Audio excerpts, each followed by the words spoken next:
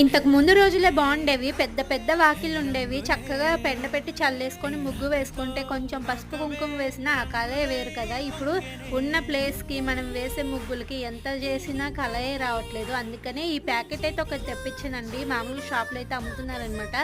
చూస్తున్నారు కదా! చక్కగా అయిపోయింది. కలపంతా కూడా పచ్చగా అయిపోయిందనమాట. ఇప్పుడున్న రోజుల్లో మనము పెండ తెచ్చి చల్లే అంత ఇది లేదు కాబట్టి ఇలాగ కలర్ అయితే వేసేసి చల్లేసాననమాట. కాకపోతే ఇది ఏంటంటే అసలు చేతులకు అంటుకుంటే అస్సలు పోవట్లేదండి. డ్రెస్ పైన పడినా అస్సలు పోలేదనమాట. ఇంకా ముగ్గయితే స్టార్ట్ చేసేసాననమాట. అప్పటికే 11:30 అయిపోయింది. ఇంకా మా బజార్‌లో అందరూ కూడా స్టార్ట్ చేసేసారండి. వన్ బై వన్ అందరు ముగ్గులైతే చూపిస్తున్నాను. ఇంక ఇక్కడ వచ్చేసి దీపావళి రోజు మిగిలిన బాములనమాట. మిగలలేదు, మిగిలిచ్చామనమాట. ఇలాగే యూజ్ అవుతాయనేసి.